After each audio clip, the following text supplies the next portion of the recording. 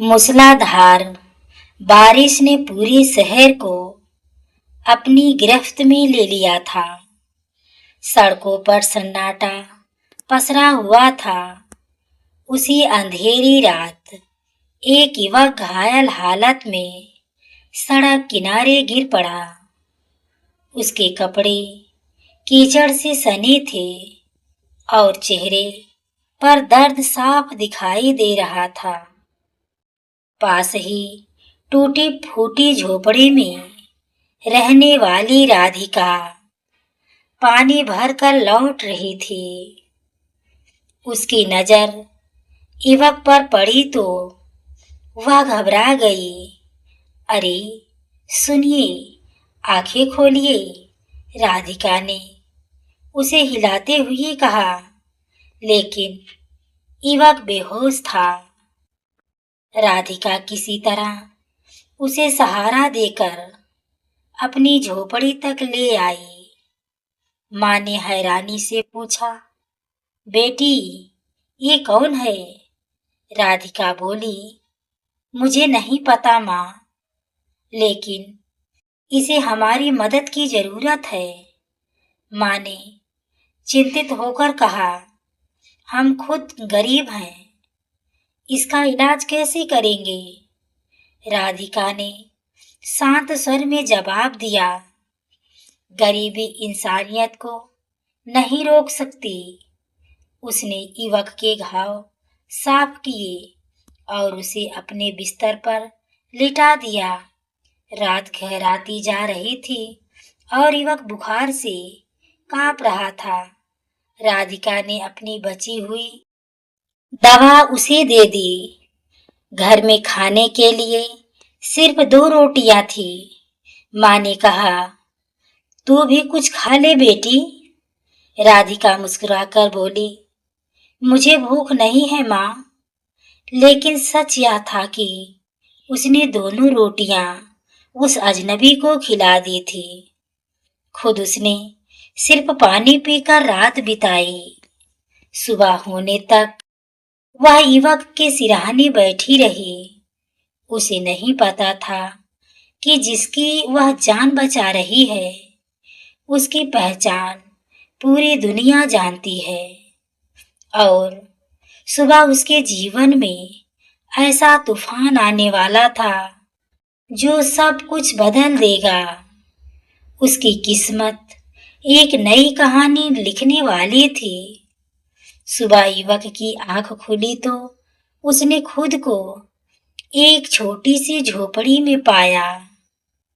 छत कई जगह से टपक रही थी। राधिका भीगे कपड़ों में चूल्हा जलाने की कोशिश कर रही थी।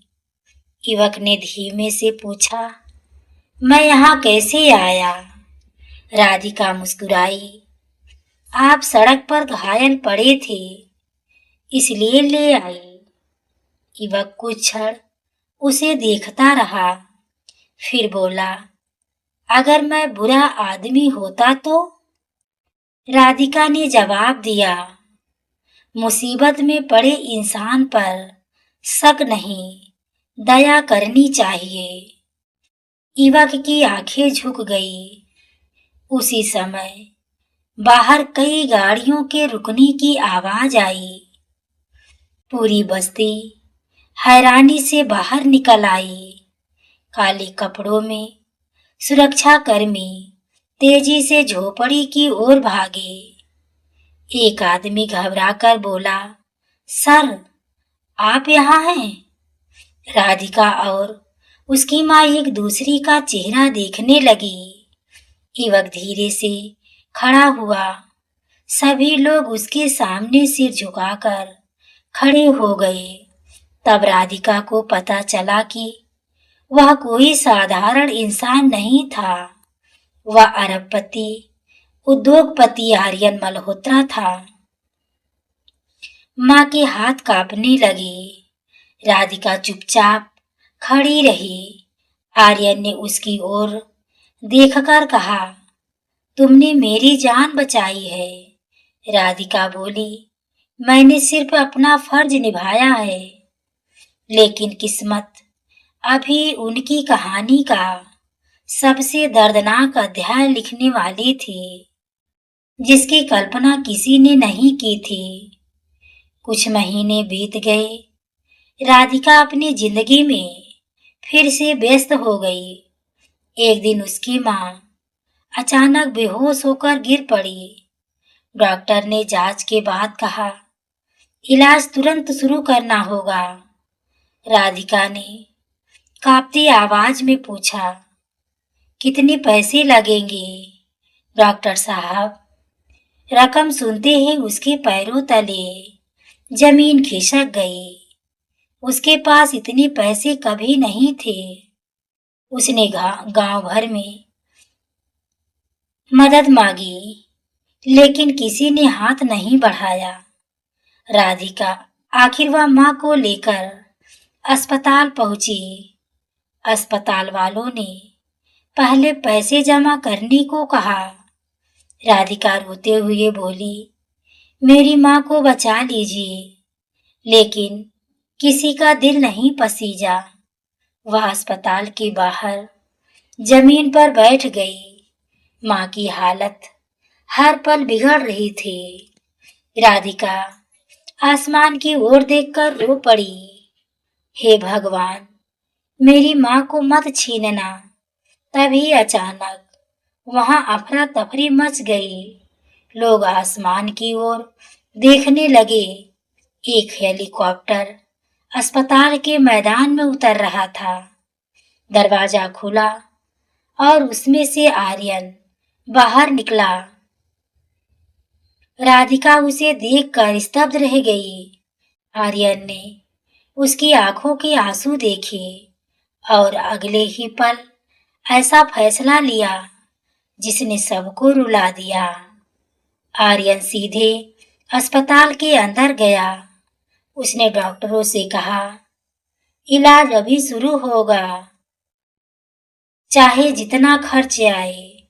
पूरा अस्पताल हरकत में आ गया। राधिका की माँ को तुरंत भर्ती किया गया। कई दिनों तक इलाज चलता रहा। आर्यन खुद रोज उनकी खबर लेता था। आखिर वह दिन आया जब डॉक्टर मुस्कुराते हुए बाहर निकले। अब खतरे की कोई बात नहीं है।